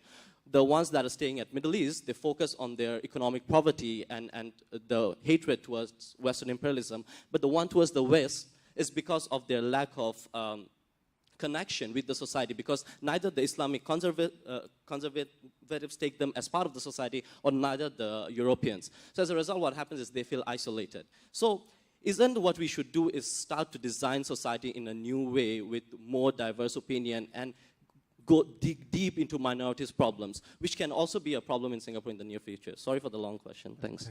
Okay. We have three good questions. Would anybody on the panel want to answer any of them? Muhammad Ali, do you want to? Maybe I'll address the first part of your question. That is, do Muslims need to take ownership of the problem? I think, if you look from the time of JI, whenever there's an attack that happened in Jakarta, in Indonesia, or wherever in the world, in Singapore, we always, in the paper, we see that Islam condemn terrorism, right? And Muslims, it has nothing to do with Islam. Of course, my personal view is that, Muslims, we don't, everybody knows that the notion of violence, especially from ISIS, has no connection with Islam. Muslims do not have to be defensive of that, right? But it is important for us to continue to speak against ISIS because we need to ensure that the Muslim youth will not believe in what ISIS is preaching. I think that is more important for us. And of course, same goes to the notion that ISIS do not represent Islam. All of us know that, right? But we need to speak, right? Of course, after, we saw in the papers, in the local newspapers, Muslim leaders, non-Muslim leaders, they condemned attacks. Why do they need to condemn? Because they must send the message across the community, especially the young people, that really, that we have to condemn not only the attacks, but also we have to reject their thinking and whatever that legitimizes their violent acts. Maybe Ustaz can deal with the second Jolene, question. answer any of the questions? Perhaps what I'll do is to speak on what I think one of the queries that came out in terms of the global discourse, and I suppose a little bit of what Dr. Nazirudin had raised. I think one of the interesting aspects in terms of a trend, in terms of how we've seen the evolution, is the role of how women have started to want to join and move towards the Khilafah in the Islamic State. Right? One of the things that, in terms of dominant discourse, that propped up, and it rightfully pointed out, in terms of how they said that one of the push factors that came out certainly was things like economic poverty, as you had raised, both in the Middle East and by some alienated populations in the West as well. And the notion of alienation, because the research then points to the fact that, especially for the women in the West, what they were drawn to was the fact that what pushed them out was a sense of alienation, and they were drawn to a sense of purpose, of wanting to raise the new generation of fighters. But with that discourse comes another puzzle, right?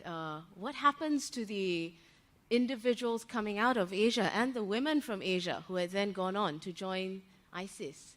Some of whom were stopped at airports in places in South Asia, but at the same time, the age range anywhere from 14 years old and going up, right? For many of these women, especially in Asia, the interesting part is kinship plays a very strong role. They tend to follow their husbands and their families there, as opposed to the discourse that is prevalent in the West, where you have women come out because they feel a sense of empowerment.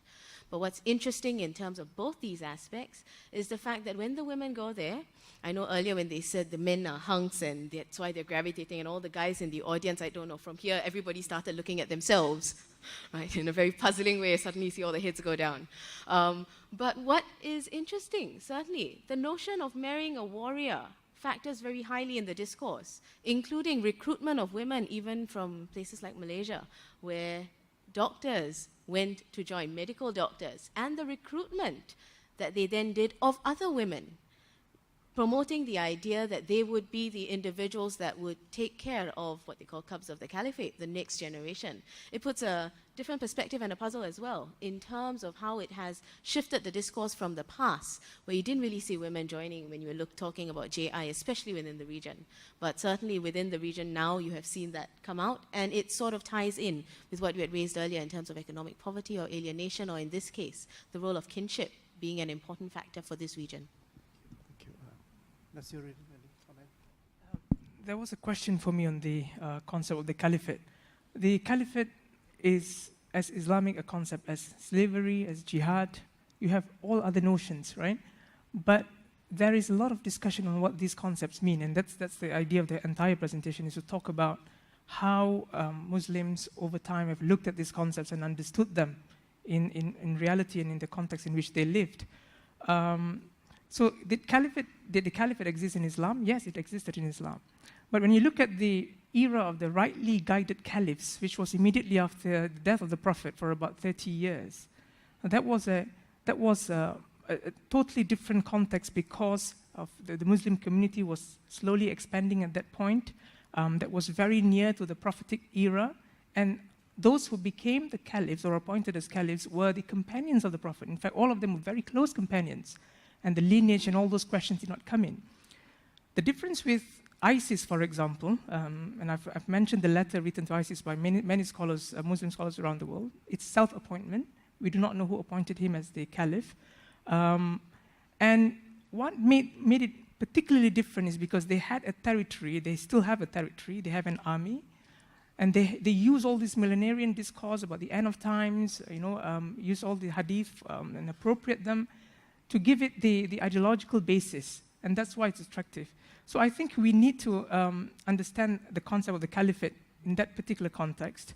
And of course, then I talked about the reforms as well within the Muslim world, and that's why in the early 20th century, you have all these debates about what is the Islamic form of government. Is it the caliphate, or is it an Islamic form of government that depends on shura and democracy and all these very complex ideas? So my quick response to that is yes, it existed in Islam, but the meaning of it, right? The meaning of it and its implications on Muslim religious life is something that has been discussed, has been debated, and it means a lot of things to different people. So we should not accept these ideas as how they have been presented by ISIS, but rather look at it from a broader perspective. Thank you. There are 5 students waiting in the queue. So let's hear from all 5 of you. Can you please be brief? Yeah, please. Ask your question briefly.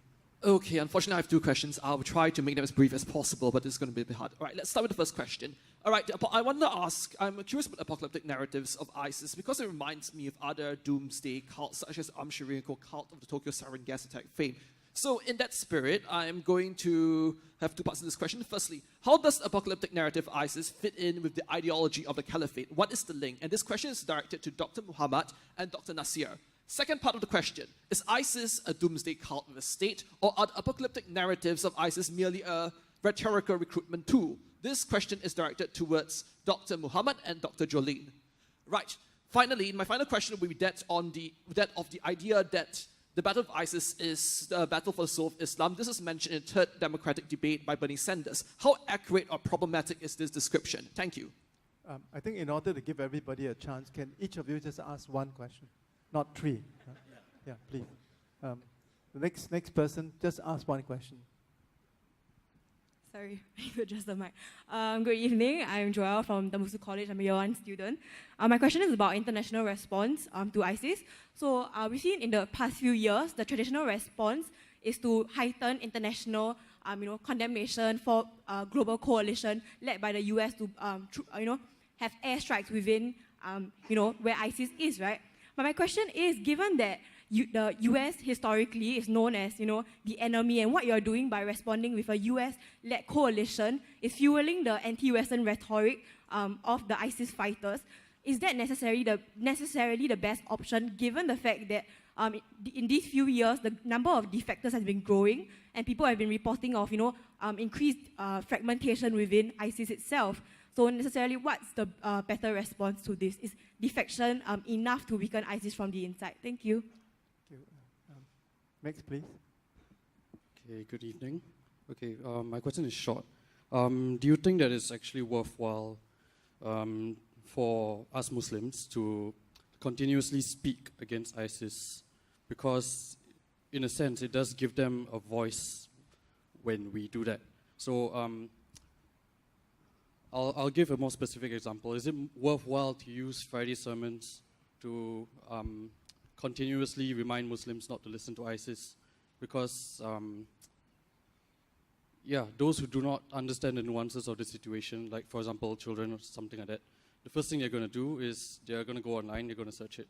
And in a sense, ISIS has won because they've managed to use that voice to spread.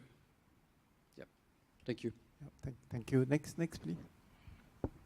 Hello, thank you very much. I've been waiting for this talk for the past 2 weeks. I'm from Jordan. My name is Lorene. I'm an exchange student in Tembusu. So if you'll allow me, I feel like we haven't put our finger on the problem yet. The question over there was, why is this happening? Enough with the academia. Why is this happening? And I don't feel like it's going to be answered unless I say this one important thing. First of all, knowing Professor Sluglet, he definitely did not equate Wahhabism with ISIS. And in fact, you mentioned that it's very hard to determine what ISIS's ideology is. Well, in fact, whether it was intentional or not, I think this is one of ISIS's biggest assets, is that they do not have a specific ideology, they do not have a specific name, who they are, because that way, just like you mentioned Al-Qaeda has a hierarchical organization. ISIS is brilliant because it's a more horizontal organization. So anyone decides to blow themselves up in Canada, they can affiliate themselves with ISIS. Anyone in Somalia wants to do a terrorist act, they can easily affiliate themselves with ISIS. This is this is why I think, we mentioned Wahhabism. Wahhabism is very important. It's actually more dangerous because it's legitimate. The Saudi government is legitimate. But then again, so that we don't get into the academia, it's one of the movements that created religious sentiment for a short-term political goal. Saudi had no legitimacy whatsoever. But just for a short-term political goal, they called Abdul Wahhab, which was a thinker, just like all the other thinkers, and they asked him to create this ideology that will, encourage nomads and tribesmen to actually fight for this very fake country. But what we know about religious sentiment is that it spirals out of control. Professor, you mentioned Ali Abdel Razik, which is a thinker. He's a thinker who advocates secular Islam, and he says that Islam inherently is secular. Why haven't we heard about this guy? Because at the same time, there was another guy called Rashid Rida who went to the Saudis and who was paid in petrodollars, and his ideology was that, yes, the caliphate is a legitimate set of Islam. So what I think is that it's all about marketing, basically, and who has the money to market the best ideology of Islam. And the idea is not to just speak against ISIS, because we've all heard about the movement, not in my name. Okay, thank you, but what exactly is in your name? Do you even know what's in your name? So ISIS is really smart in one move. I said internationally why they're very smart. They can gather support left and right. But on the ground, one of the very first things that ISIS did And it touched the heart of many people who lived with me, who went to school with me, who had no problems in their families, who were very educated. Yet that little move sparked some sort of sentiment for ISIS, is that they went to the Iraq and Syrian border and they erased it. They said something very stupid. It wasn't very academic. They said, this is the line that the non-believers have created. They're referring to Sykes-Picot, anyways, academia, never mind. They're referring to the British who cut the border between the two. Why did that create a good sentiment? Is because the Arabs, especially the Arabs, felt like finally someone is taking revenge for them. And it's an apocalyptic vision, and it's easy. And the more you bomb it, the more you feed it. Thank you. Sorry, Thank you very much. I had to say Thank it. you. Thank you. All right, we'll just hear one more student.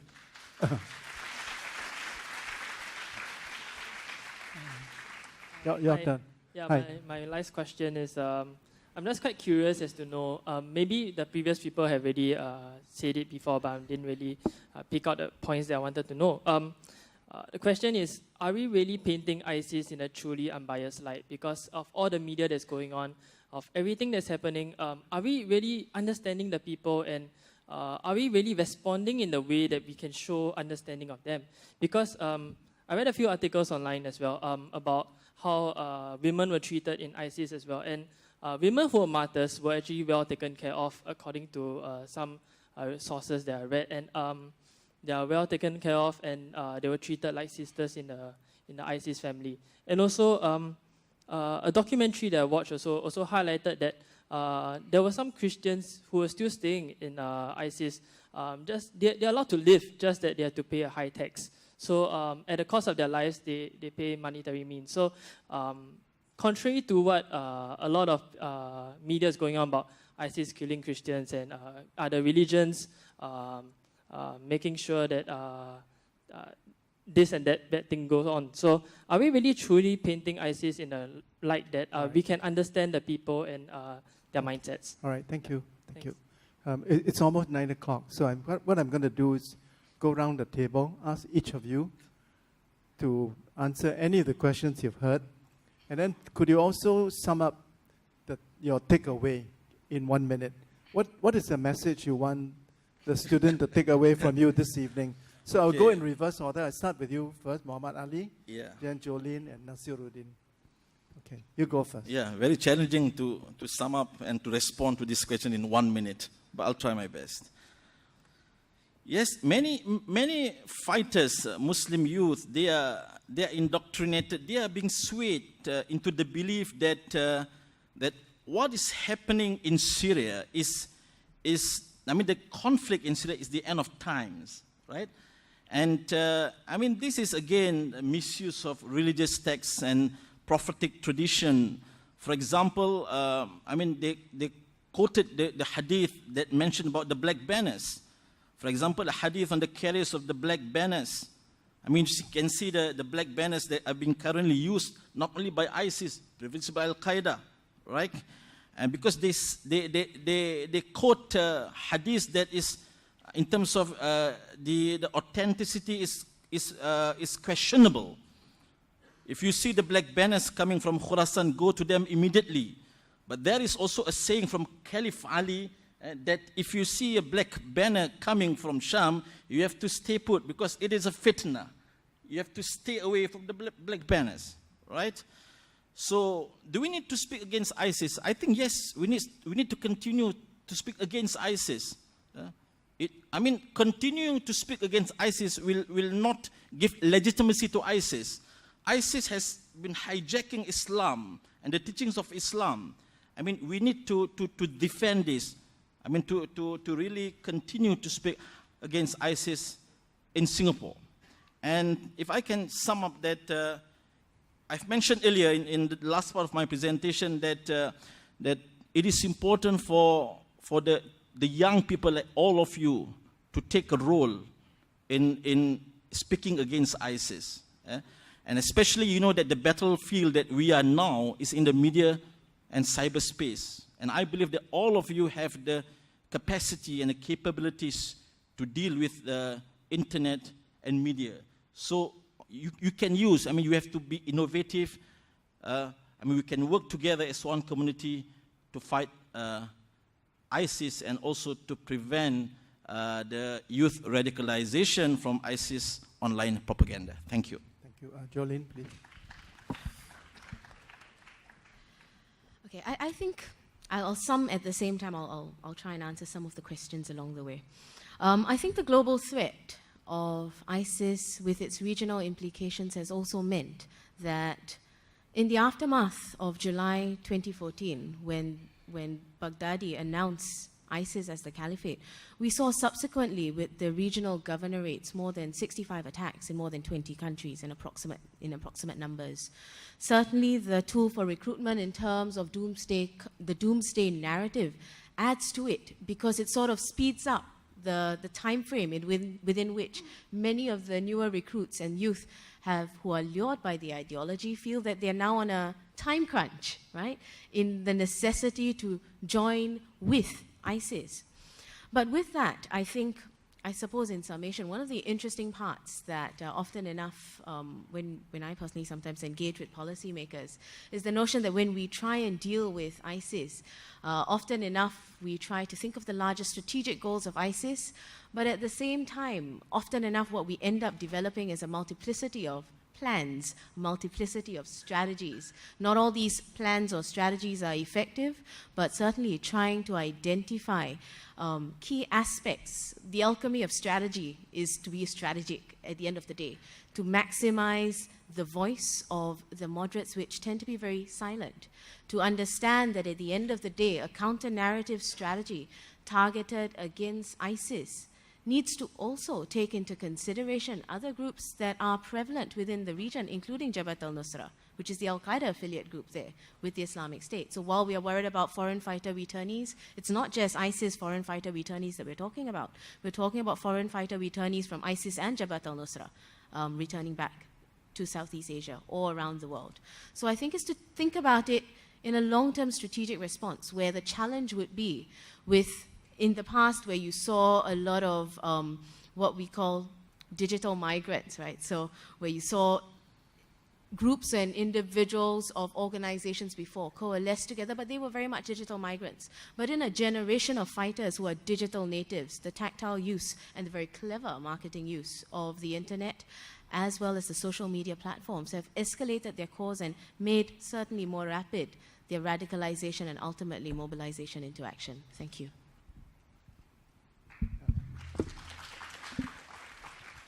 Nazirudin. Yeah, thanks, Prof. I will try to answer one of the questions and then just a concluding remark.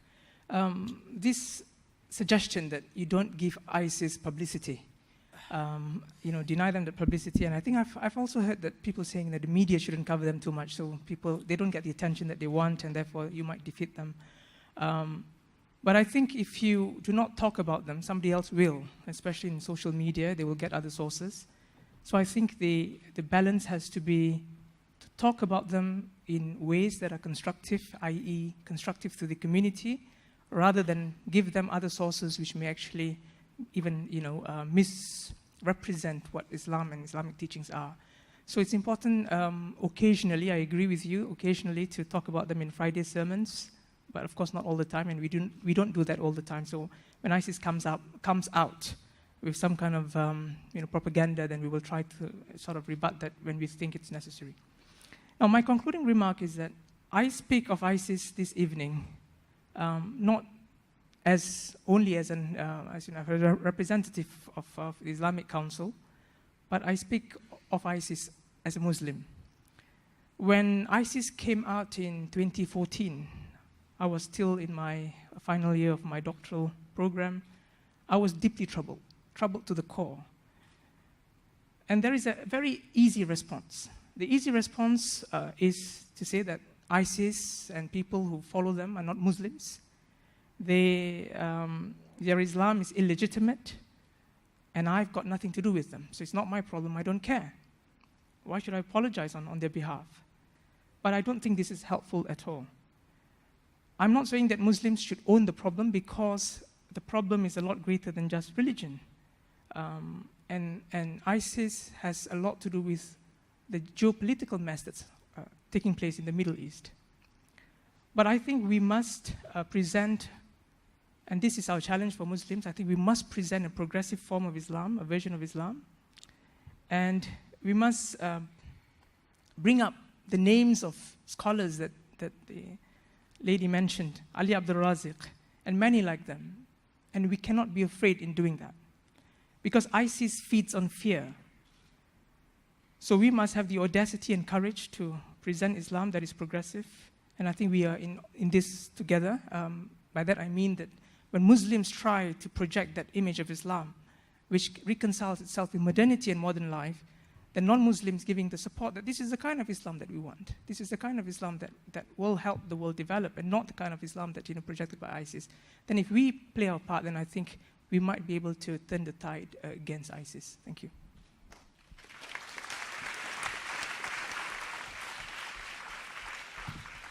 I want to bring this forum to a close by thanking the three panelists. Thank Professor Peter Stucklet, Dr. Muhammad Ali Adrawi, Zainul Abidin Rashid, Zulkifli Baharuddin for your contributions. I want to conclude by saying and reminding all my Muslim friends that Islam is a religion of peace. That Islam has been hijacked by non-religious leaders to achieve their political objectives. I see a parallel between what's happening today with ISIS or Al-Qaeda with the history of Christianity.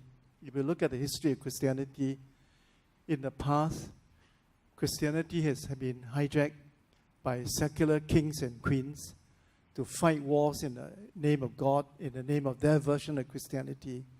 And I suspect what we are seeing today in Islam is the same. I don't think Baghdadi is a religious leader. He is using Islam to achieve his political objectives. So I just want to conclude by reminding everybody that all religions, whether Christianity or Islam, are religions of peace. The danger is that religion has been historically abused by secular leaders to achieve their goals in the name of God. And I suspect that's what we are seeing with Islam today. Thank you all very much.